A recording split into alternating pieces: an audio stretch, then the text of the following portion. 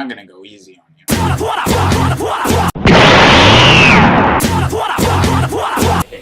About that.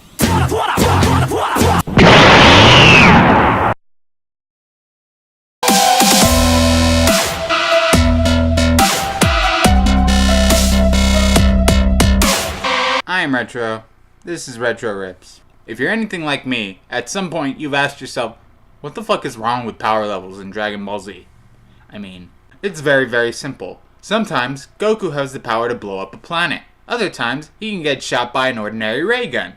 What the fuck is up with that? It's gotten so bad to the point where people aren't even questioning it anymore. They just go around saying stuff like, power levels are bullshit. And to some extent that's true. But today, I'm here to bring a little bit of consistency to your world and explain just exactly why power levels in Dragon Ball Z are the way they are, and determine whether or not they make sense. Spoiler alert, they do. At least, from my perspective. So anybody who's watched Dragon Ball Z all the way through knows that at certain points, there are times when it just seems like power levels make absolutely no sense. Like that time Krillin threw a rock at Goku's head and somehow it managed to hurt him even though he was a Super Saiyan.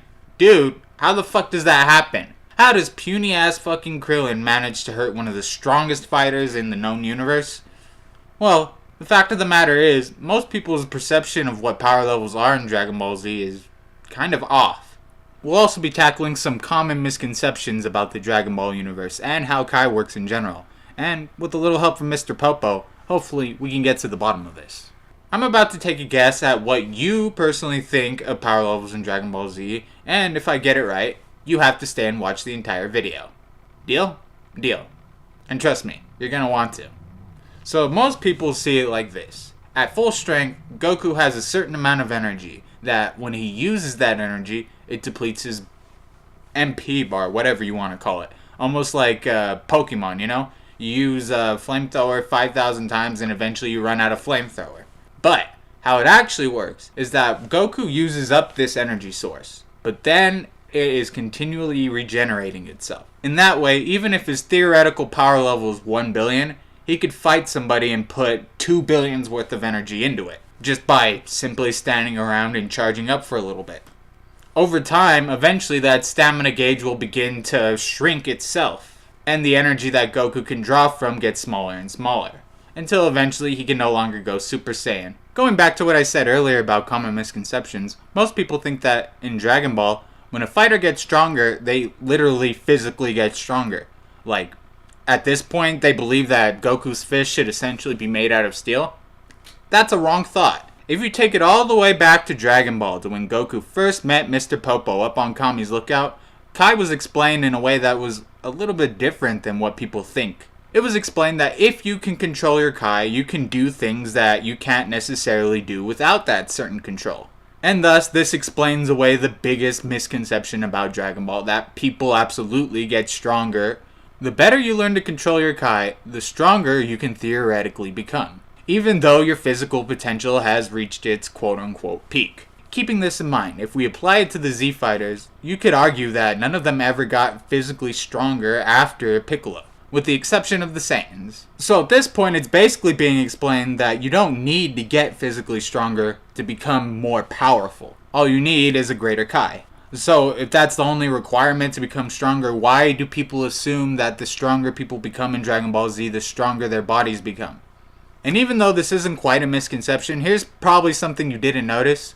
Kai beams have their own independent power level of the person who fires them. What do I mean by that? Well, think about it. When somebody charges up a Kamehameha, like I explained before, they're taking from their surplus of energy to put it into that ball of energy. But, like I explained before, at least in theory, Goku can take all the energy that's inside of him, expel it out into the universe, and then charge up again to expel more energy. Keeping that fact in mind, when somebody charges up a powerful Kai attack like the Kamehameha, you gotta think about it like, maybe they're putting more than 100% of their energy into the blast.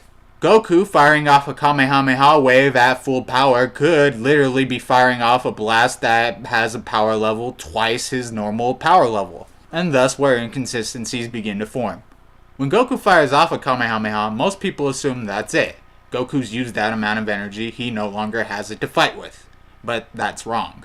and thus why at times Goku can either seem much stronger than he actually is or much weaker. And that was Dragon Ball Z Power Levels Explained. If you liked the video, remember to like, comment, subscribe. I am Retro. This is Retro Rips.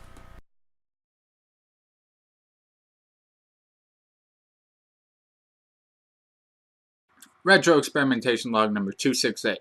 Jackie's Progress. Since the incident, Marble has made what I can only describe as a full recovery. He no longer seems like he's at risk for immediate brain explosion due to the overload of psionic powers from his time spent in the other world. Things are finally getting back on track around here. Yeah, I guess you could say it's right on track. If your life's a piece of shit. What did you just say? What did you just say? Knock, knock. I'm back to play Retro. You forgot about me, didn't you? Jackie, if you're in there, I need you to calm down. Jackie, you keep calling up that name, but the only two people here are you and me. Oh, every time you call out that name, oh, makes me want to scream. Yeah, he's up here somewhere with me, but you can't come to the phone right now.